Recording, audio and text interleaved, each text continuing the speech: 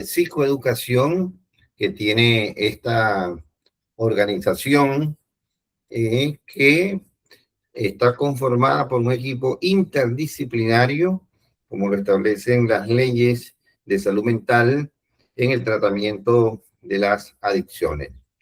Nosotros somos una organización que efectivamente es innovadora para empezar porque en medio de esta sociedad líquida en la que vivimos, nosotros estamos en consonancia con ella y en consonancia sobre todo con el mundo digital, el mundo virtual que viene a coincidir de alguna manera con esta sociedad líquida. Y con esta herramienta tan importante que es el mundo digital, lo que es bienestar al establecer un programa de tratamiento online de las adicciones, estamos llegando a cualquier parte del mundo para tratar a cualquier persona que necesite ayuda en la recuperación de lo que fue antes del consumo de sustancias, con una serie de, obviamente, de paradigmas que son bastante diferentes a los que se utilizaban en la sociedad sólida. Recordemos que la sociedad sólida, si algo lo caracterizaba, es un ejemplo de los matrimonios de por vida. Algo que ocurre en la sociedad líquida actualmente es que las relaciones son efímeras. Recordemos que además las conductas adictivas prácticamente no existían. Si bien existían ciertas conductas, como por ejemplo jugar gallo o jugar caballo, no eran ni tenían el impacto epidemiológico que tienen hoy en día, porque ya estamos en los casinos online, en las apuestas online. Una cosa bien importante es que bienestar, tratamiento online de las adicciones, no diferencia entre drogas legales ni drogas ilegales. Y eso es muy importante porque uno de los dilemas éticos, donde, por cierto, yo ahora en el Congreso de Psiquiatría de la Asociación de Psiquiatras Argentinos de la AXA voy a estar en un simposio internacional donde vamos a tratar diferentes especialistas los dilemas éticos que se presentan en el tema de la salud mental, muy particularmente porque se acaba además de introducir en la Argentina una reforma de la ley de salud mental y se está trabajando en eso porque hay una serie de situaciones que hay que seguir tratando de resolverlo. Pero como decía Rosa del Olmo, criminóloga venezolana, quien escribió varios libros sobre el tema drogas, hay que destacarla porque Rosa decía, la doctora Rosa del Olmo decía que si algo era importante en adicciones, lo cual no excluye al alcohol, ni al cigarrillo tampoco, ni al chimó tampoco, ¿no? Ni a las sustancias psicofarmacológicas tampoco, es problematizar sobre el tema de las drogas.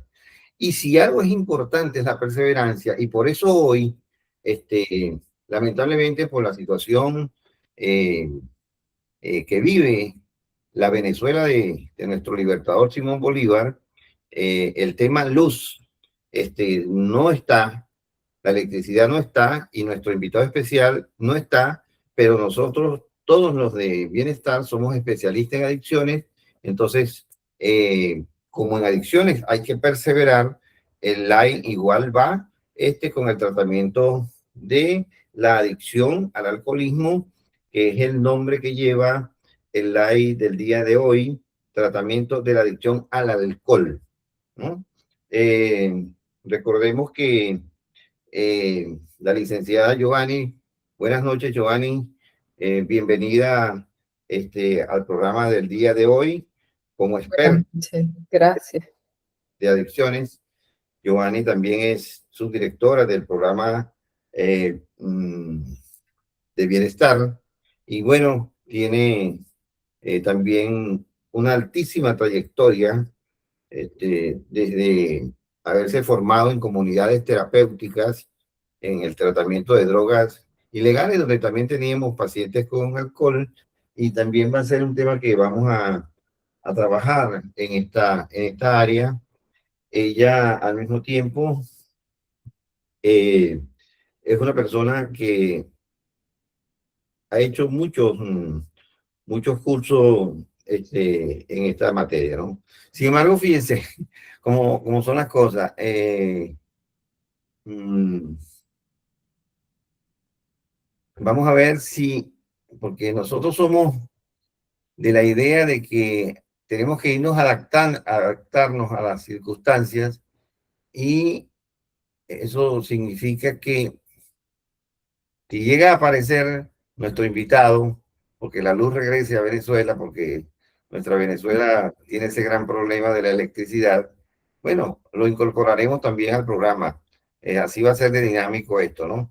Por suerte yo hice un curso de locución, hice un curso de posgrado de animación sociocultural, y la animación sociocultural dentro de la locución le permite a uno adaptarse a este tipo de circunstancias, ¿no? Así que no nos extrañe que nuestro invitado también aparezca, bueno, y obviamente lo incorporemos al, al programa, ¿no? Igualmente, ¿no? De modo que yo le comentaba a ustedes sobre Giovanni Zorrilla, porque es una estudiosa realmente, ¿no? Ella es psicóloga, especialista en gerencia de proyectos, tiene un diplomado en evaluación neuropsicológico, magíster en neuropsicología clínica, hipnosis y bienestar emocional, especialista en rehabilitación neuropsicológica, docente en materia de neurociencias en la Universidad Interamericana, también fue profesora de salud pública en la Universidad Central de Venezuela, como le dije, especialista en adicciones. Y hablar del tema del tratamiento del alcohol, como todas las adicciones, siempre hay que pensarlo desde la interdisciplinariedad, que es muy importante, y el transaber.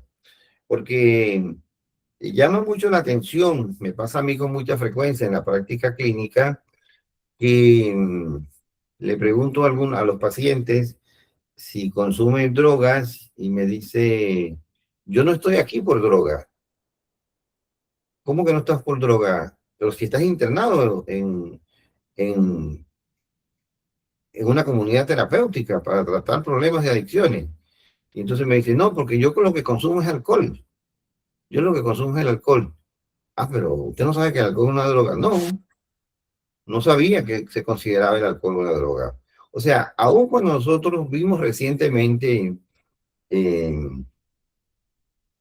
que hubo una visita a la luna, recientemente, en estos días, creo que no hacen 72 horas, y todavía existan personas que piensen que el alcohol no es una droga. Una de las drogas más temidas se considera, según la Organización Mundial de la Salud, la droga número uno. Ahorita lo conversaba con un paciente que estaba viendo y estábamos viendo las estadísticas, y el alcohol aparece como una de las drogas más peligrosas que existen en la humanidad.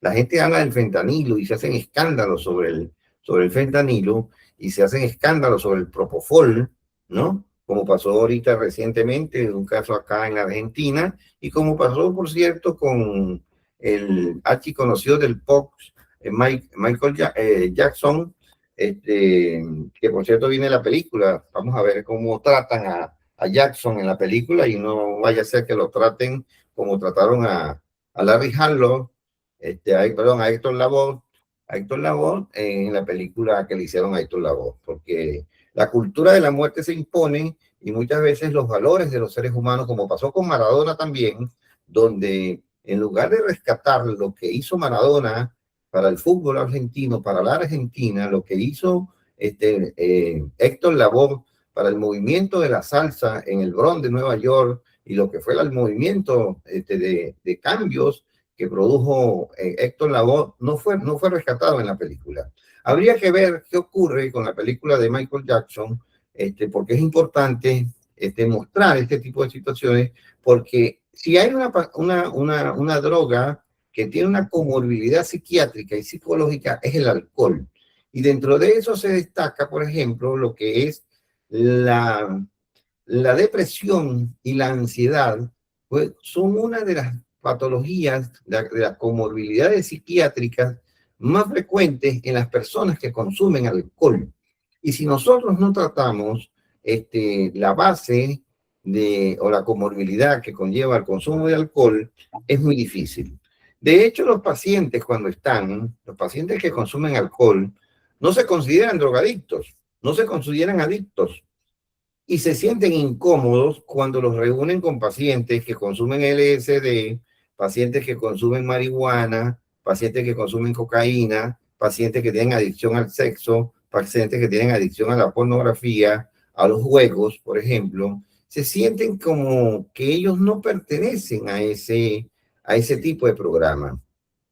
Por eso, bueno, si bien nosotros coincidimos en que efectivamente los pacientes deben participar como personas con consumos problemáticos de alcohol, que es el nombre que recibe según la ley de salud mental argentina vigente.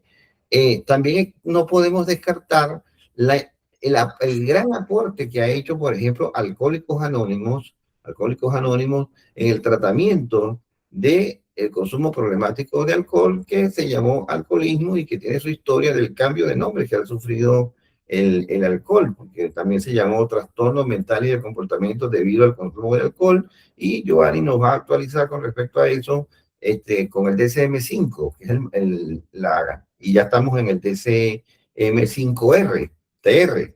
De modo que hablar de alcohol es una de las sustancias que tiene muchísima importancia, porque el alcohol, si algo tiene, es que ha pasado a formar parte de la cultura de los pueblos, y desde tiempos inmemorables, como algo normal, como lo vemos en las fiestas, lo vemos en los cumpleaños de los niños, lo que vemos en nuestras fiestas decembrinas, en Semana Santa, en Carnaval. El alcohol está presente, forma parte de nuestra vida cotidiana. Y en países como la Argentina, por ejemplo, donde se produce vino, el vino forma parte de la bebida que acompaña a las comidas. Igualmente pasa en Chile, por ejemplo, que también es de producción vinícola. Pasa lo mismo, también pasa en España, y pasa también en muchos países como Italia. Y así, incluso cuando yo estuve allá en Jerusalén, ya los israelíes comenzaban a hacer el vino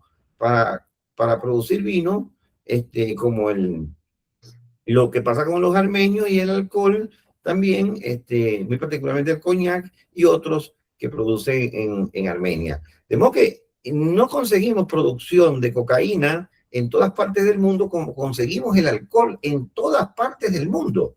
Es difícil no conseguir el alcohol en cualquier parte del mundo.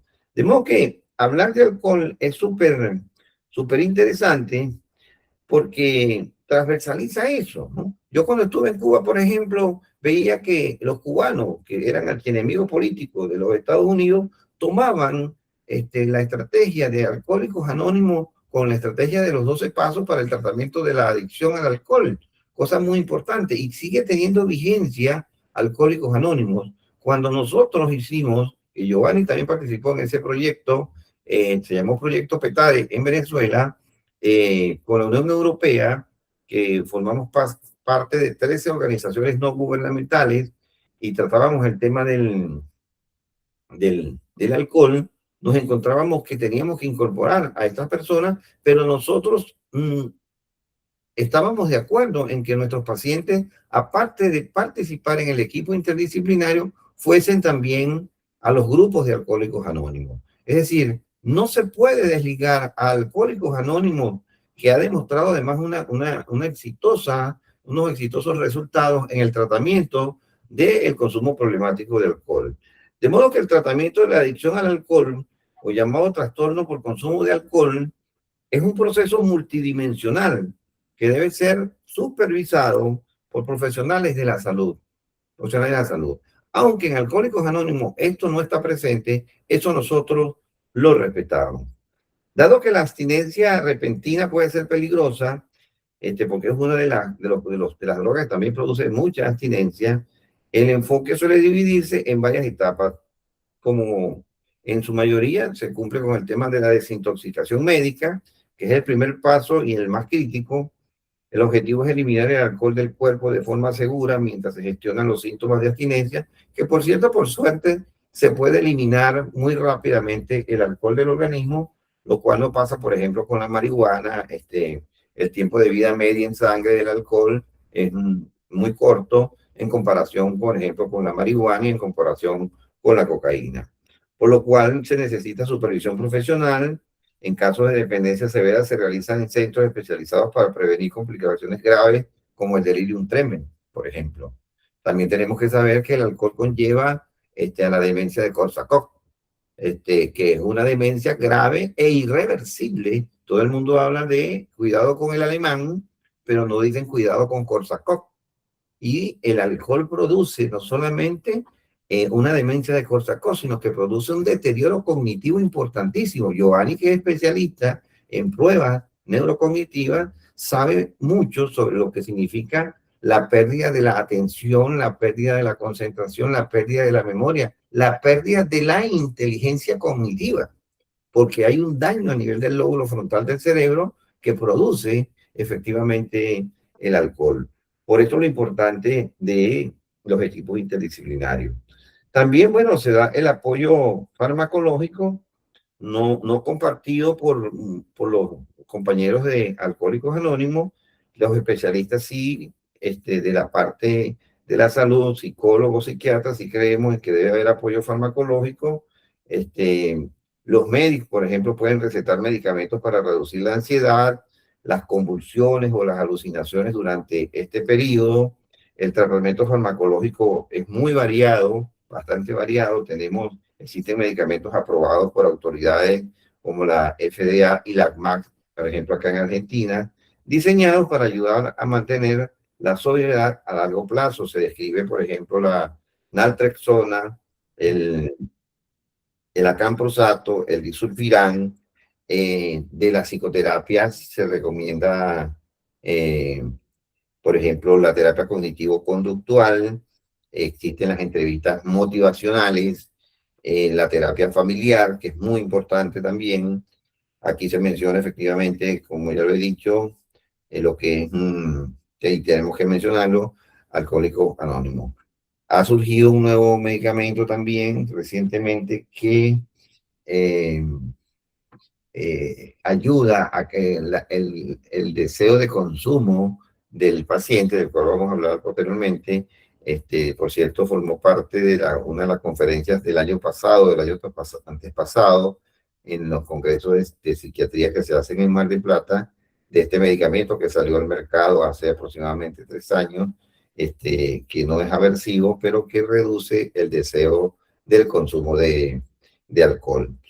Es bien importante tener eso presente porque tenemos muchos, digamos, muchas herramientas para tratar la adicción al alcohol. Entonces, bueno, bienvenida, Giovanni, siempre presente en estos live, como les dije anteriormente, por problemas de electricidad de Venezuela, que esperemos se resuelva de ahora en adelante y vuelva a ser nuestra Venezuela de siempre. Vamos a tener a Giovanni en el live del día de hoy. Así que, ¿qué nos puedes decir, Giovanni, tú que eres tan estudiosa de las adicciones, sobre el tratamiento a la adicción al alcohol? Buenas noches, gracias. Bueno, lamentamos que el invitado no puede estar por este tema de la luz. Vamos a hablar. Bueno, una de mis pasantías fue en el servicio de alcoholismo del Hospital Psiquiátrico de Caracas. No sé si seguirá existiendo, aunque vi hace poco, la semana pasada, vi que habían reabierto el posgrado o la unidad de atención a farmacodependientes en el Hospital Psiquiátrico de Caracas. Y realmente el alcoholismo es una enfermedad de la que pocas personas tienen conciencia porque tiene una gran influencia cultural, como acaba de mencionar Juvenal, y además es una condición que está presente, como lo decía un profesor que tuve en la universidad. Si la gente nace se celebra con alcohol. Si se muere, se celebra con alcohol. Si en casi todas las actividades que tienen que ver con la vida social de las personas, está presente el alcohol, cosa que hace que dificulta el tratamiento y a veces la toma de conciencia de la enfermedad y las posibilidades de recuperarse de las personas. ¿Por qué? Porque cuando un paciente, después de muchos años, que suele ocurrir porque además el uso del alcohol generalmente comienza en los primeros años de la adolescencia, por todo este tema de presión social, por el deseo de vincularse con los grupos en los adolescentes, es una de las causas que lleva al consumo de alcohol. Generalmente cuando una persona da los primeros pasos para tratar de recuperarse, esos mismos grupos no lo apoyan. Y esa presión que a veces lleva al principio también se sostiene cuando la persona está tratando de iniciarse en el tema de la recuperación de esta enfermedad. O sea, muchos pacientes que uno atiende, recuerdo tanto pacientes de ese momento que me inicié en el servicio de alcoholismo del hospital psiquiátrico, como en la actualidad, te reportan la dificultad que tienen con los amigos, incluso con los familiares, por el tema de la presión que implica el que estés en una reunión y la persona no pueda acceder y diga que no o diga que él está tratando de recuperarse. Eso es muy mal visto. De hecho, recuerdo un paciente el año pasado, un tipo como de 40 y tantos años, que para él, por ejemplo, ir a las actividades de fútbol con sus familiares, con todos los primos y amigos, era una cosa muy importante, porque ahí tenía el acompañamiento de los tíos que habían sido como sus padres sustitutos.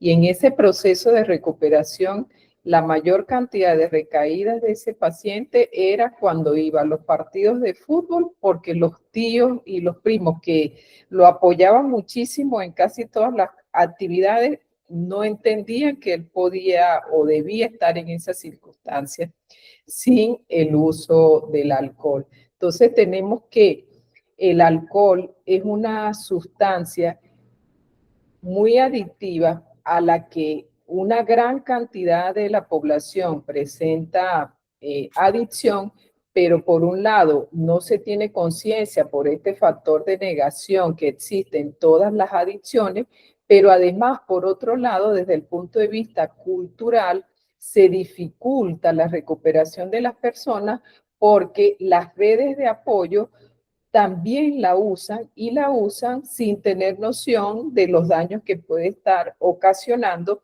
y de que quien se está tratando de recuperar de esta situación requiere estar en un entorno sin el uso de esta sustancia. Incluso con más dificultad que el cigarrillo, porque en el caso del cigarrillo existen en los restaurantes, en los locales, por cuestiones de ley, las zonas de fumadores y de no fumadores, pero eso no pasa con el alcohol, por ejemplo, y esto lleva a las personas a que se le dificulte mucho el tema del apoyo por parte de los grupos de referencia.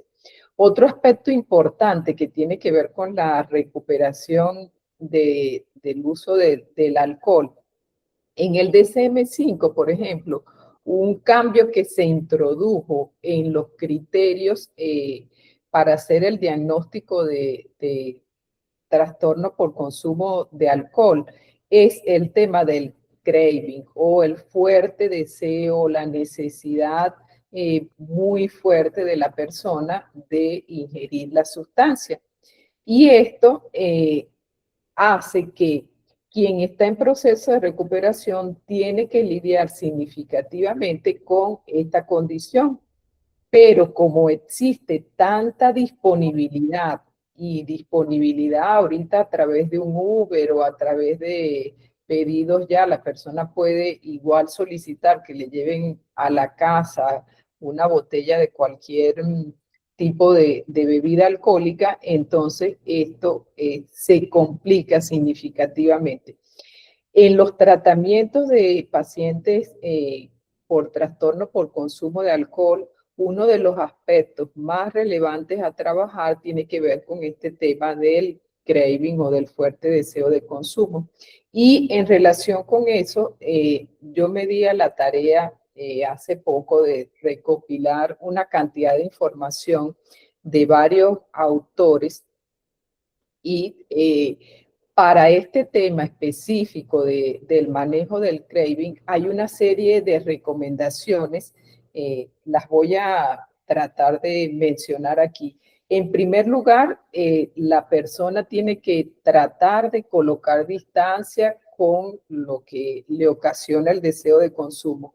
En el caso específico del alcohol, una de las recomendaciones tiene que ver con que la persona limpie su casa, el lugar donde se encuentre, de si tiene botellas, por mínima cantidad que les toque o que por mínima cantidad que puedan tener de reserva.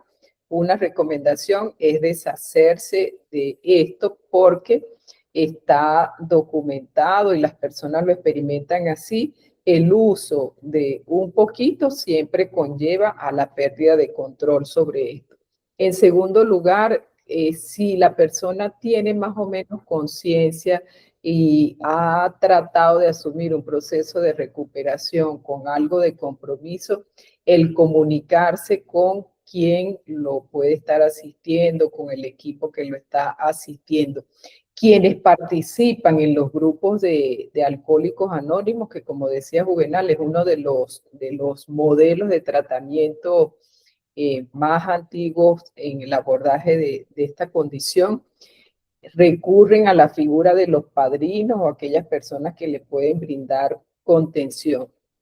En tercer lugar, está el hecho de desvincularse, tratar de aprender a desvincularse mentalmente del deseo, porque ese deseo fuerte de la ingesta de alcohol generalmente dura unos minutos, como suele pasar a veces con los ataques de pánico. Tiene un pico a veces hasta de 10 minutos. Si la persona logra aprender en ese momento a desvincularse mentalmente del deseo de consumo, tiene una gran parte de su proceso de recuperación ganada.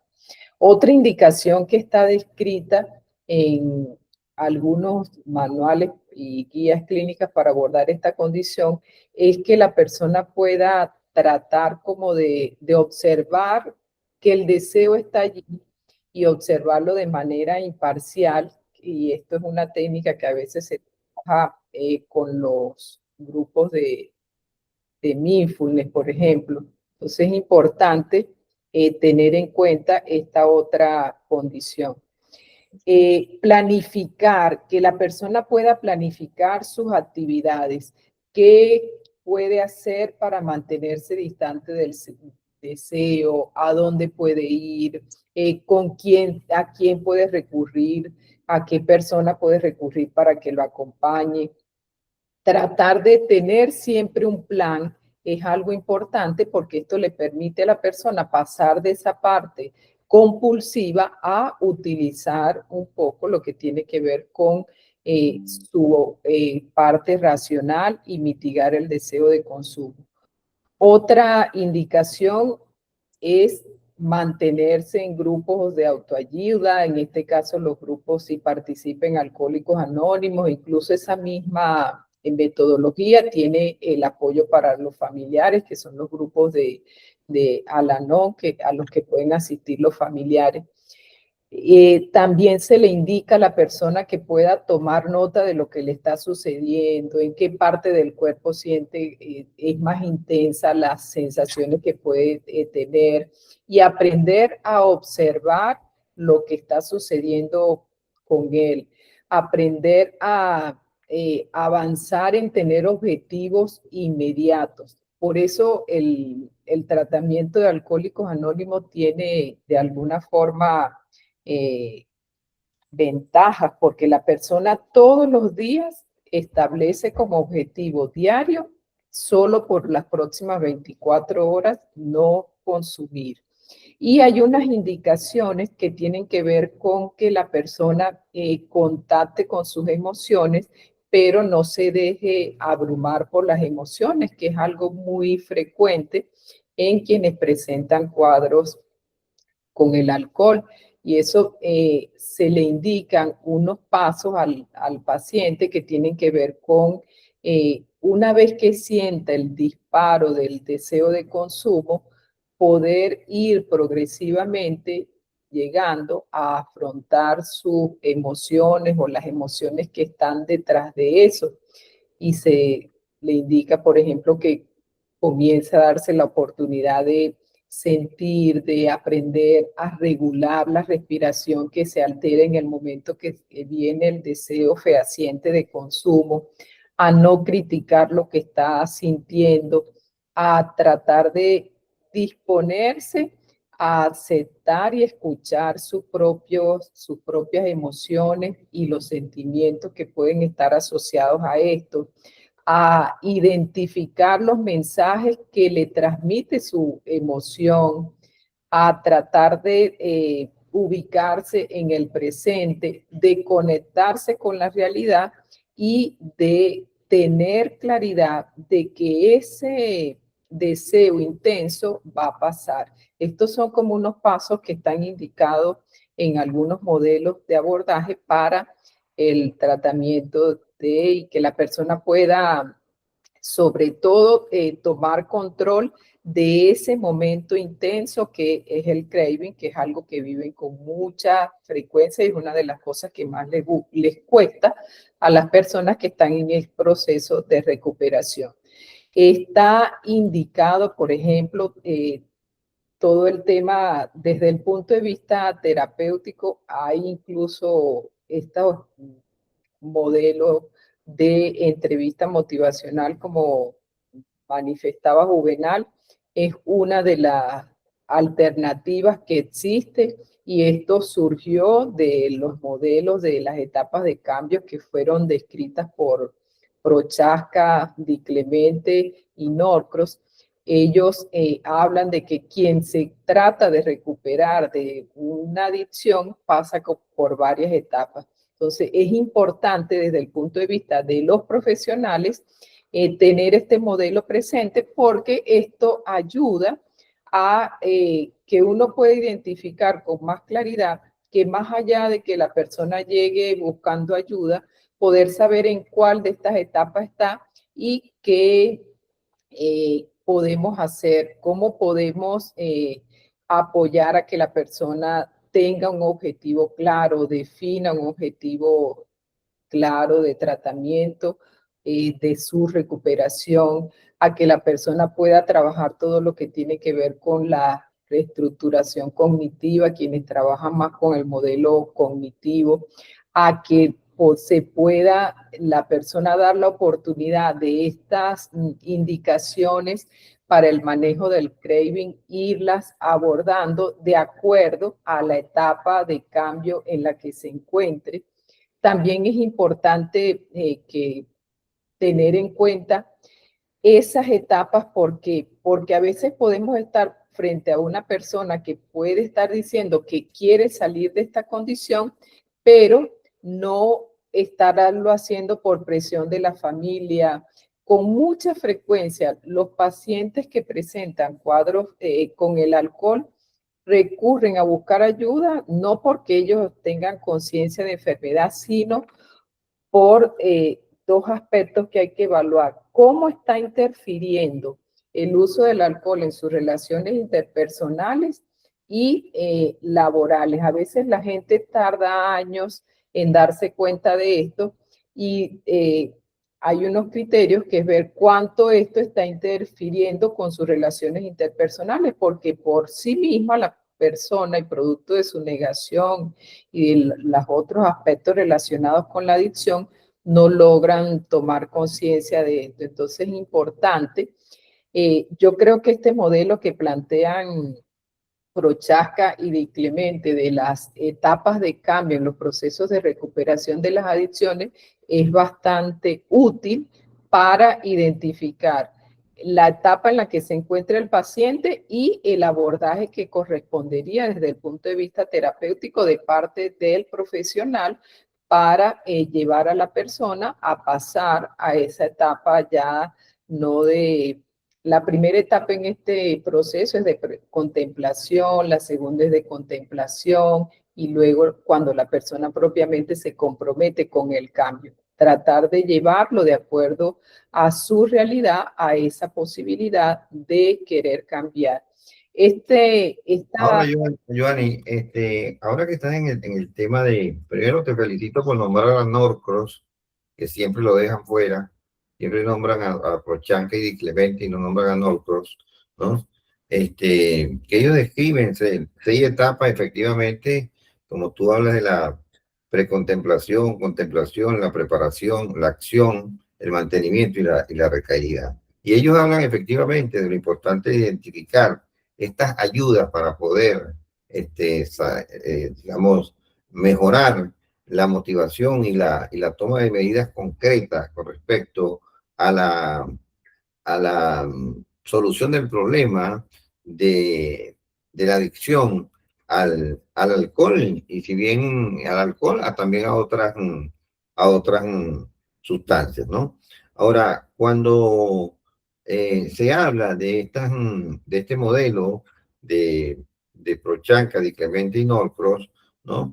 Que también está incluida la recaída, que es algo muy importante también en el tratamiento de la adicción, porque la gente vive, y sobre todo la familia vive, la recaída como, como un retroceso en el tratamiento o como que la persona no va a salir. Y no es así.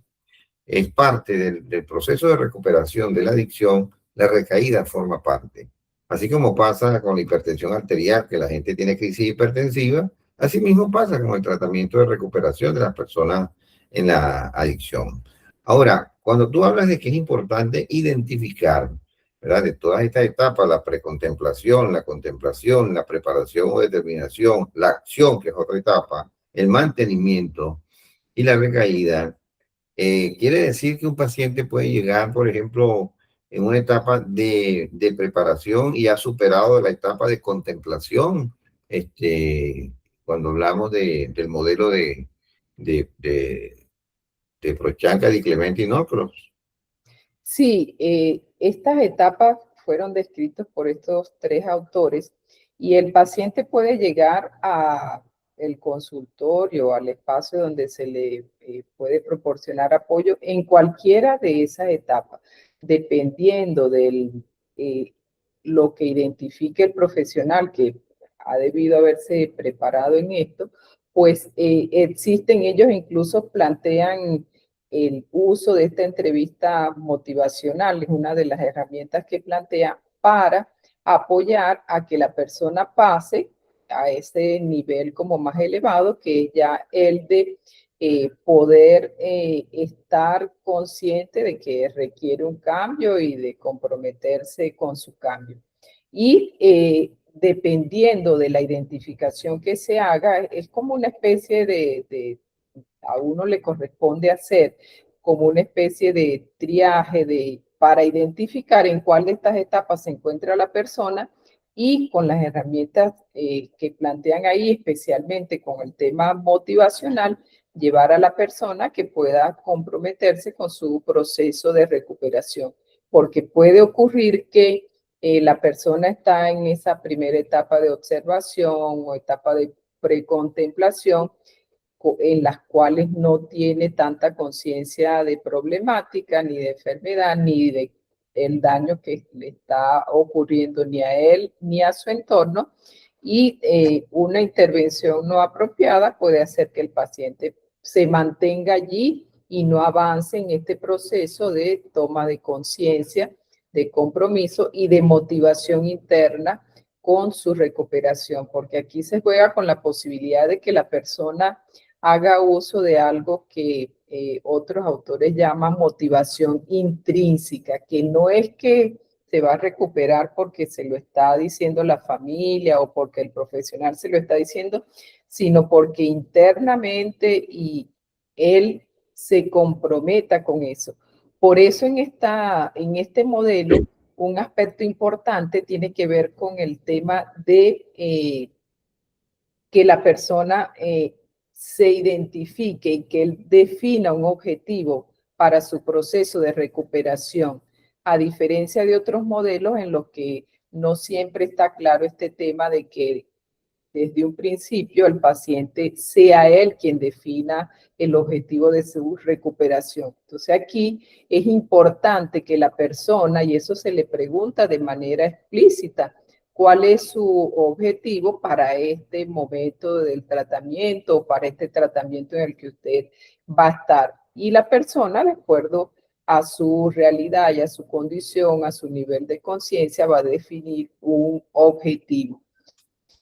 Ahora, Giovanni, fíjate, eh, con base a lo que tú has venido planteando, has mencionado, bueno, el modelo de Prochanka, Di Clemente y Norcross, que si bien es aplicable para todas las sustancias, tú lo estás aplicando en este momento para el tema del tratamiento del alcohol. Ahora, en la Argentina, eh, que tiene, si algunos argentinos no lo saben, bueno, Argentina goza de un premio mundial de psiquiatría del doctor Jorge Pellegrini, quien logró realizar también un modelo de atención eh, para el alcoholismo que se llamaron los grupos GIA, los grupos institucionales de alcoholismo, así como se mencionó lo de Prochaska y Clemente Norcross, lo de Alcohólicos Anónimos, también existe lo de los grupos institucionales de alcoholismo de la Argentina, que son de acá, de la Argentina, muy particularmente en la provincia de San Luis, se logró la desmanicomialización y además en el proceso de desmanicomialización, los grupos institucionales de alcoholismo jugaron un papel muy importante porque allí se dio la combinación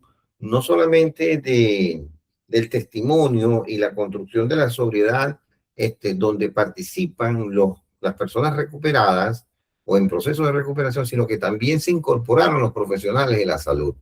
Es una de las experiencias más exitosas que se ha visto cuando se combina la presencia de los profesionales de la salud y también participan las personas recuperadas de esta adicción, en el caso muy particularmente del alcohol.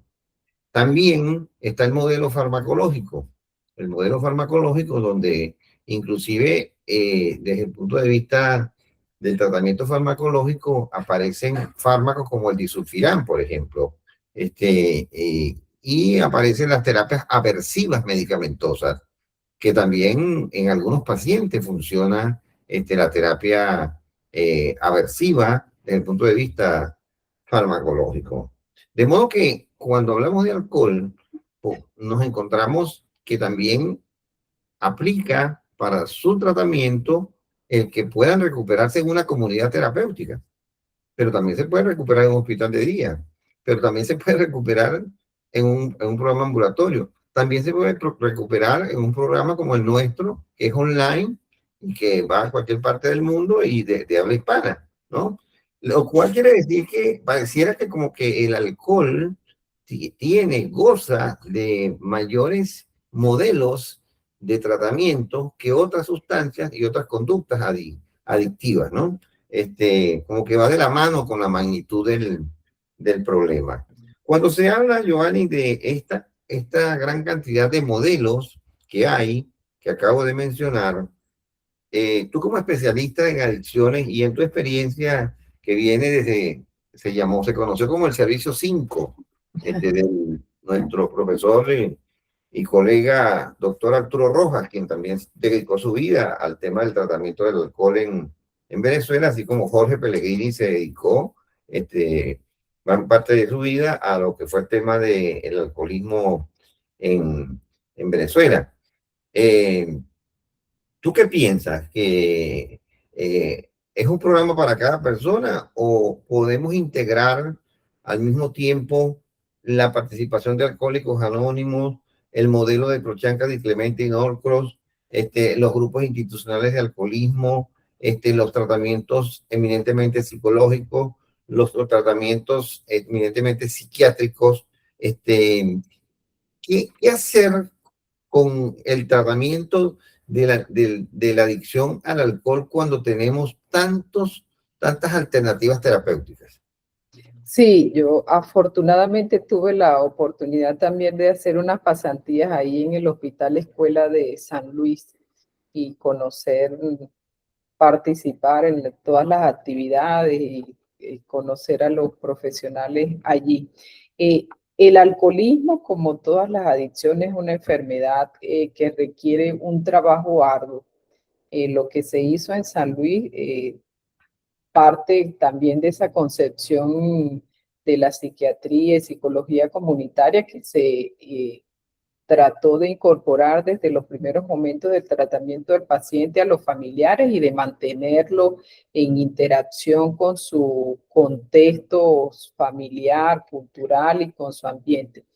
Yo pienso que es importante hacer una evaluación detallada de las condiciones del paciente, por eso yo creo muchísimo en las evaluaciones psicológicas y neuropsicológicas, porque da la posibilidad de conocer la realidad de la persona y en función de la realidad de la persona, de el si cuenta o no con apoyo familiar, de los recursos yoico que tiene esa persona, de como las comorbilidades que pueda tener esa persona. Muchos pacientes alcohólicos han... Que por cierto, Giovanni, cuando se habla de comorbilidades, hay como una tendencia a hablar de comorbilidades en el área, en el área mental.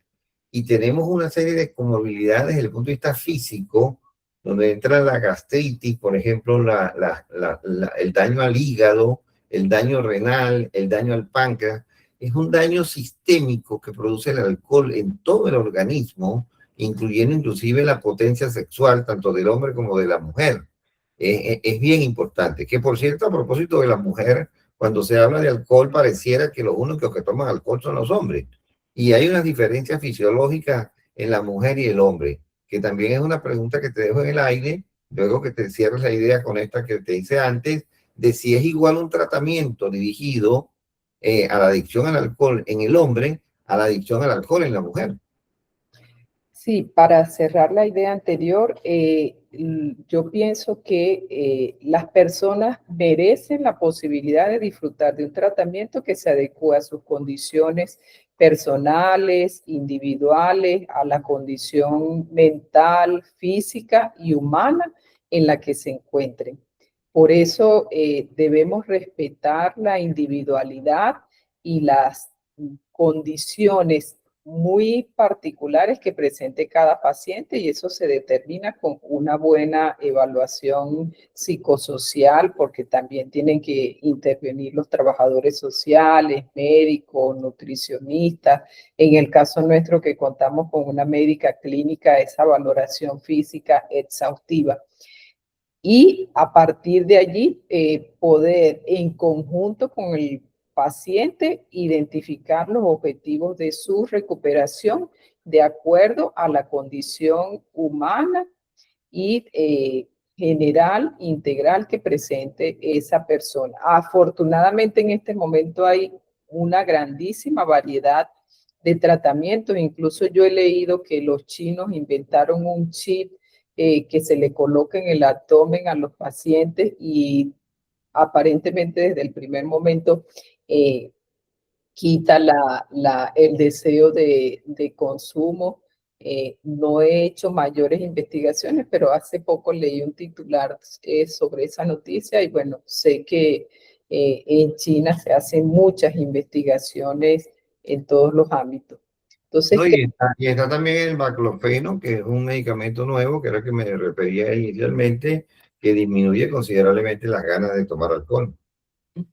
entonces hay muchas alternativas. Pero lo importante de esto siempre va a ser la valoración clínica integral de la condición humana y general de la persona para decidir en conjunto el modelo de tratamiento a utilizar. Por otro lado, creo que en relación con la recuperación de hombres y mujeres, en esos servicios en los que yo estuve, tanto en el servicio 5, ahí había la posibilidad de que se recuperaran las mujeres. Creo que en el caso de las mujeres es una condición a veces silente, porque social y culturalmente el alcohol no está mal visto como muchas cosas desde en estas culturas patriarcales en las que vivimos, no está mal visto que los hombres consuman alcohol y que lo usen en todas las situaciones. Pero en el caso de las mujeres sí está mal visto el uso del alcohol. Las estadísticas de los procesos de recuperación siempre son menor a favor, en contra, diría yo, de las mujeres. En un centro de tratamiento, en una comunidad terapéutica, generalmente hay 30 hombres y una o dos mujeres internadas por recuperación de estos cuadros, cuando la realidad es que cada vez es mayor el uso del alcohol y el desarrollo del cuadro de alcoholismo, por decirlo así, en el caso de las mujeres, porque bueno, ahora se tiene acceso con más facilidad. Y existen, pero sí es importante tomar en cuenta todo este tema de del género a la hora de analizar el tratamiento a recomendar para las mujeres por todo el peso cultural y social que sigue teniendo para las mujeres recuperarse de estas condiciones.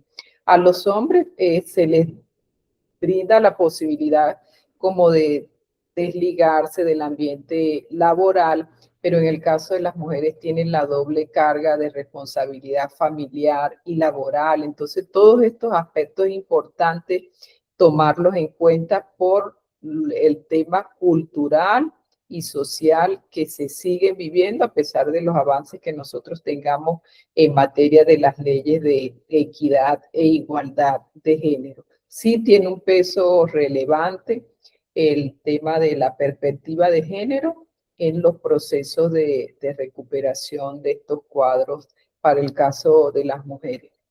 Yo he tenido pacientes, recuerdo una paciente que con muchísima dificultad logró permiso laboral para estar en una comunidad terapéutica por una recuperación de esta dificultad, mientras que para los hombres pareciera que aún hoy sigue siendo como más fácil estas desvinculaciones. Y bueno, sin hablar de todo el tema del peso moral que significa para las mujeres decirlo, hablar de estas situaciones, mostrar que tienen estas condiciones.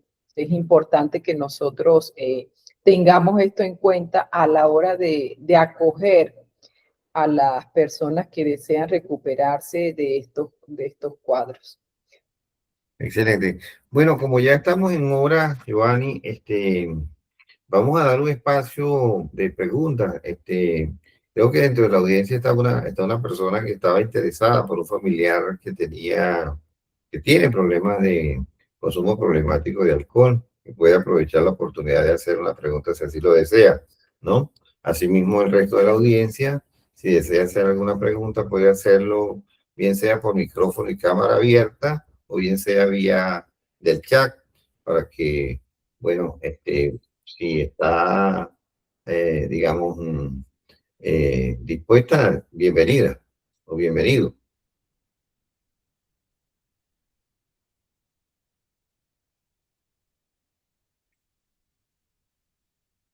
Hola, ¿me oyes? ¿Me oyen? Sí, te oímos. Mire, es la doctora Beatriz Jaime. Yo tengo un familiar directo, es mujer, por cierto, y no estaba viendo ahorita que están mencionando lo de creo que se llama naltrexona. Sí. Eso se puede indicar, pero lo que pasa es que ella no, ¿cómo se dice? No se da cuenta. No sé si me explico. Toda la familia sabe, pero ella lo minimiza. Y son cosas graves que yo veo que suceden. Entonces, ¿ese medicamento se le pudiera dar o no? ¿O no? No debe ser, pregunto. Giovanni. Siempre es importante tener el consentimiento del paciente para cualquier procedimiento médico que se vaya a hacer con ella. Y en este caso, creo que, bueno, se debe recurrir a la entrevista con un médico o psiquiatra que pueda hacer la valoración con el paciente. Y como decíamos al principio, tratar de que la persona llegue a la toma de conciencia del problema que está presentando. Porque si usted comienza a darle medicamentos, es lo que yo pienso, de manera como que ella no se dé cuenta, en algún momento lo va a percibir y va a negarse a eso. Siempre en todo proceso de recuperación, uno de los aspectos más importantes tiene que ver con la toma de conciencia de que se tiene un problema. Acompañando lo que dice Giovanni, doctora, nosotros en Bienestar, somos un equipo interdisciplinario, partimos del criterio de que es muy importante evaluar a la persona integralmente. Y eso pasa, bueno, primero porque la ley, además en el caso de Argentina, en Venezuela no pasa esto, pero aquí en Argentina sí, tiene que constar, como dice Giovanni, con el consentimiento del paciente, ¿no? Que se llama consentimiento informado del paciente, ¿no? Ahora, se estila muchas veces, inclusive, darle escondido, por ejemplo, disulfiram al paciente. El disulfiram es un medicamento que produce una serie de reacciones desagradables en el paciente, y entonces el paciente viene y lo comenta en la familia. Y entonces la familia aprovecha, porque esto fue planificado por la familia, con algún médico, ¿no? No, obviamente un médico no especialista en adicciones, porque los especialistas en adicciones no hacemos eso, porque esto debe ser por consentimiento del paciente, pero se ha hecho, o sea, en algún momento se ha hecho, y el paciente dice, como que me está cayendo mal el alcohol. Entonces la familia refuerza esa respuesta y sensación del paciente, y entonces el paciente puede, digamos, pensar que el alcohol le está cayendo mal. Eso tiene un riesgo cuando se indica el disulfiram, porque puede producir reacciones muy graves, y además de eso puede ocasionar hasta la muerte. Sí, Eso sí. es muy peligroso. Eso no lo haría nunca. Por ejemplo, eso sucede con el metronidazol, que da ese efecto antabuse, ¿no?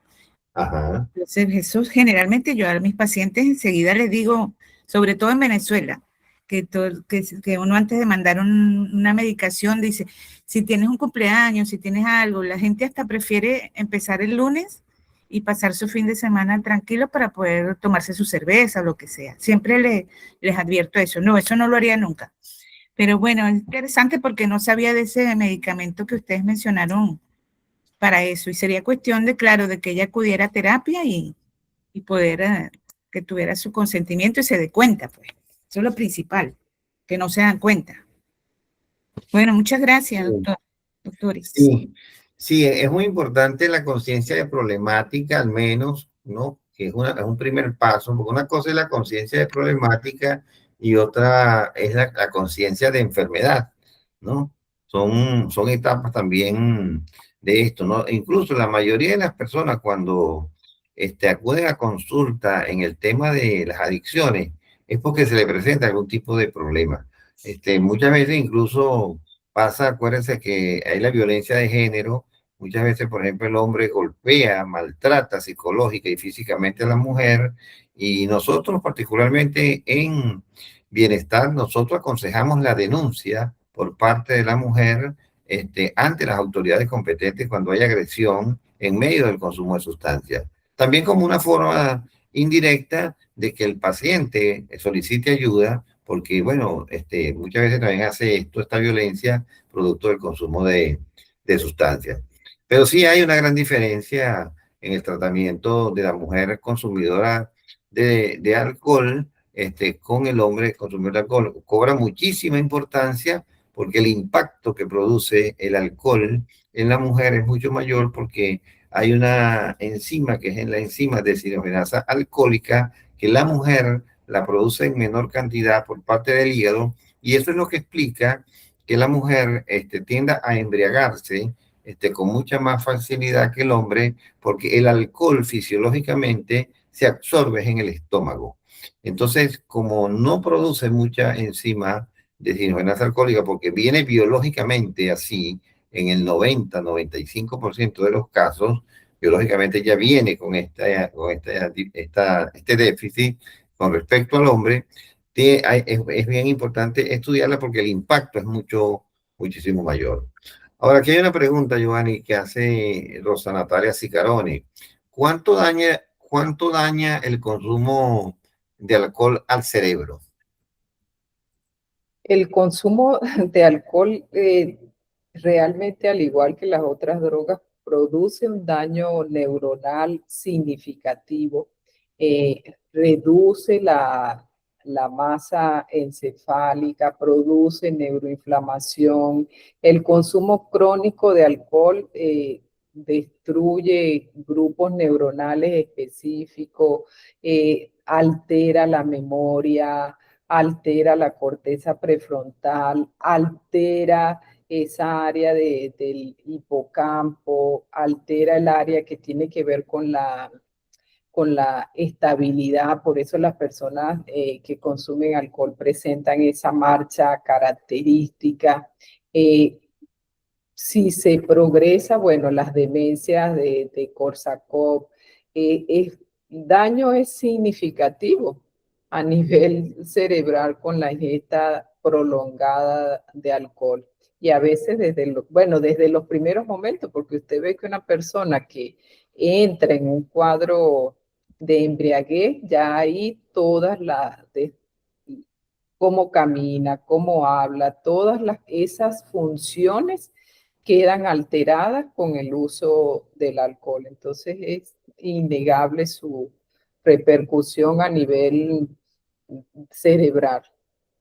Bueno, Rosa, fíjate, con todo el respeto que se merecen los animales, el alcohol produce una animalización del ser humano cuando el consumo es excesivo, porque desde el punto de vista anatómico tenemos el encéfalo, el mesencéfalo y el rinencéfalo.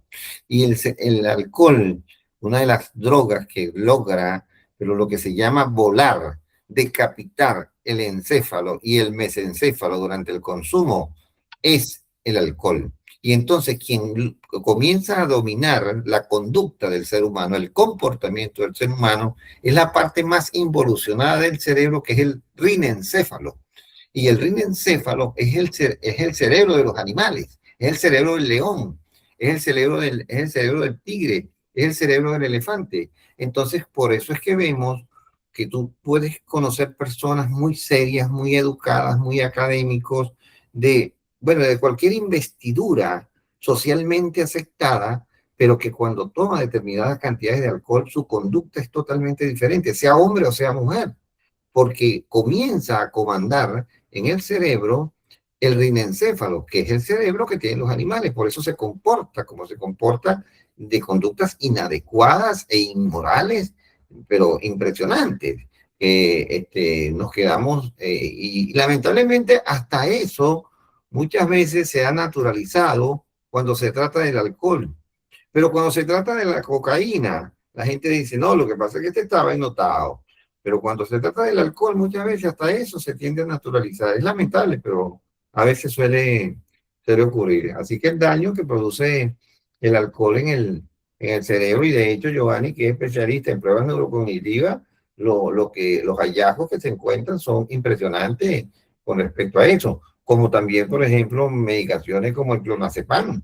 El clonazepam es un medicamento pero una benzodiazepina que destruye completamente la memoria, la atención y la concentración por largo tiempo. Y es mandada por los médicos como mandarlo, digamos, como que alguien se hidrate con 2 litros de agua cuando tiene un cuadro viral.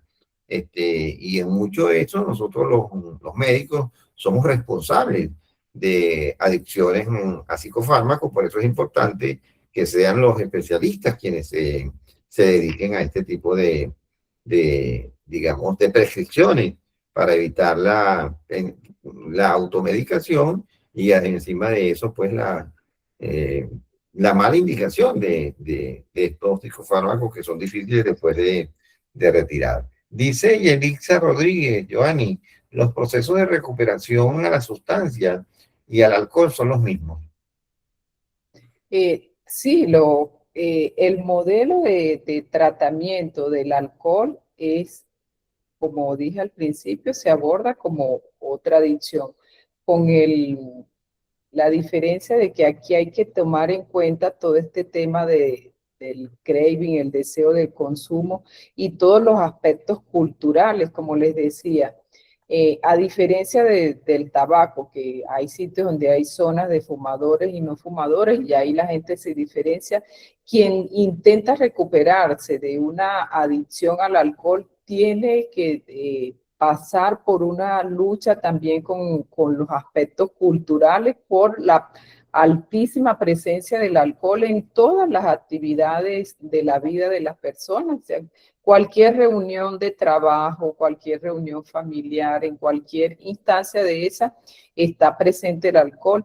Y no es fácil para las personas que entran en un proceso de recuperación ambulatorio lidiar con el tema de la presión social, y quienes salen de un proceso de recuperación, de una internación en una comunidad, de una internación hospitalaria, volver y que las personas no tengan como la sensibilidad de respetar que se está en un proceso de recuperación, no es fácil para las personas lidiar con eso, pero las etapas, los procedimientos son bastante parecidos en todos los casos de recuperación. Así es. Bueno, ya... Hay una pregunta aquí, bueno, aquí hay una pregunta, dice, considerando la fuerte carga simbólica y cultural del alcohol históricamente representado en figuras como Baco, ¿cómo integran en el abordaje clínico la dimensión subjetiva del consumo, especialmente su función en términos de placer, regulación afectiva y pertenencia social, junto con las estrategias médico-farmacológicas? Por mi lado, lo farmacológico lo responde Juvenal. Por mi lado, intento... El alcohol, al igual que las otras sustancias a las que las personas o condiciones a las que las personas se hacen adictas, en todo caso hay que intentar una toma de conciencia de que hay un disfrute de la persona de eso a lo que se vuelve adicto, sea en este caso el alcohol o las otras condiciones. Y es importante que la persona reconozca que en ese proceso de recuperación su cerebro va a estar en esa lucha entre mantenerse con eso que le genera placer, pero también en valorar los aspectos negativos. Hay unos ejercicios de que, por ejemplo, la persona pueda identificar las ventajas y desventajas de mantenerse o no en el consumo, de que pueda identificar cuáles son los aspectos negativos que le ha traído el consumo y de que pueda tener esto presente, de que pueda identificar los aspectos negativos que le genera en los otros áreas de su vida, en su salud mental, en su salud física, para que la persona pueda ir llevando a que aun cuando eso le genera placer, pues existen otras condiciones que esa misma sustancia le genera que son adversas, y que esto pueda tener mayor peso a la hora de elegir desde el punto de vista más sano para su condición. Eso son algunas estrategias que trato de utilizar con las personas, porque es innegable que si se ha instalado una adicción a esa sustancia, tiene que ver con que ha disfrutado y ha sentido toda esa parte placentera. Y además, bueno, como les decía hace unos segundos, el alcohol está presente en todos los ámbitos de la vida, en casi todas las reuniones, en casi todos los aspectos de la vida, y eso implica para la persona pues luchar con la presión social de a veces recuperarse de estas condiciones implica un periodo de mucha soledad, porque quienes han estado ahí para acompañar la ingesta no necesariamente van a estar para acompañar el proceso de recuperación. Entonces las personas lo viven con mucha soledad por esa condición de que los otros no entienden que para él una gota puede ser ese disparador de que se active ese cerebro primitivo del que hablaba Juvenal.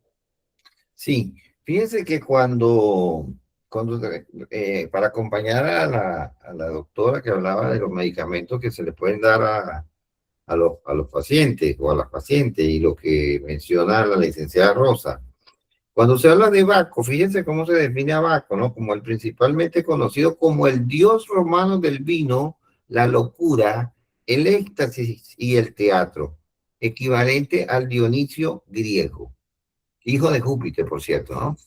Bueno, yo comento esto porque es muy importante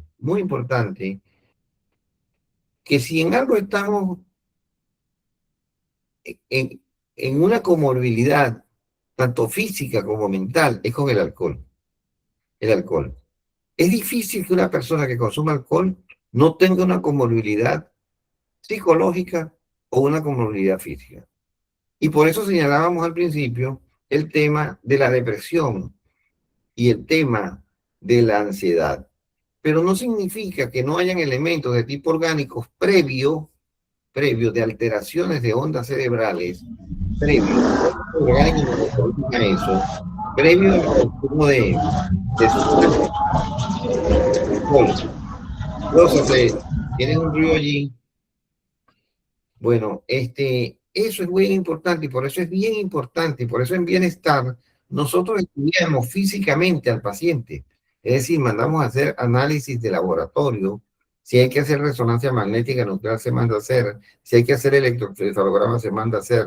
Si hay que hacer psicodiagnóstico, se manda a hacer. Si hay que hacer neurodiagnóstico, se manda a hacer. Si hay que hacer coeficiente intelectual, se manda a hacer. Como también electrocardiograma. Mandamos a hacer una evaluación médica que tenemos nuestra médico clínica, la doctora Elsie Centeno, que además es especialista en microbiota intestinal, que le da otra dinámica de tratamiento a los pacientes con alcohol que no tienen que ver necesariamente con los fármacos tradicionales. Nosotros tenemos los psicobióticos, ¿entiendes? Y los probióticos que también ayudan al tratamiento de los problemas de adicciones diferentes a otras instituciones que no trabajan con la microbiota intestinal. De modo que es bien importante pensar en eso, en la comorbilidad psiquiátrica o psicológica o física que puede existir en una persona que tiene consumo problemático de alcohol, y eso se puede descartar gracias a los avances que hay en todo lo que son las pruebas psicológicas de especialistas, como lo es también Giovanni en esa área. De modo que, bueno, no sé si Johnny quiere cerrar el programa del día de hoy, el live del día de hoy, una reflexión final, porque ya estamos en hora. Sí, yo, en vista de toda esta dificultad que presenta quienes tratan de recuperarse de una condición como el consumo problemático del alcohol, por la presión, a veces por la falta de apoyo, creo que es importante que quienes tenemos algo de información sobre esto, podamos difundir que sí es posible recuperarse a pesar de las dificultades que significan de cuadros como el alcoholismo, y que existen actualmente muchísimas alternativas de tratamiento que van desde lo farmacológico hasta el apoyo institucional a nivel ya sea hospitalario o a través de espacios como bienestar. Sí es posible recuperarse de esta condición y vale la pena hacerlo por la recuperación de la salud y el bienestar de las personas. Excelente. Bueno, muchísimas gracias a todos y a todas las personas que estuvieron presentes. Muchísimas gracias, Giovanni, por tu excelente disertación del día de hoy en este live del tratamiento de la adicción al alcohol. En nombre de Bienestar y yo como director de Bienestar Tratamiento Online de las Adicciones, les agradecemos su asistencia y los esperamos el próximo jueves a las 21 horas de Argentina, cuando estaremos con otro line que ya se ha hecho pues muy regular en el brazo psicoeducativo de las adicciones para las personas del habla hispana, tanto de la Argentina como de América Latina y el mundo entero. Feliz noche y que Dios me los bendiga. Abrazo grande. Gracias, chao.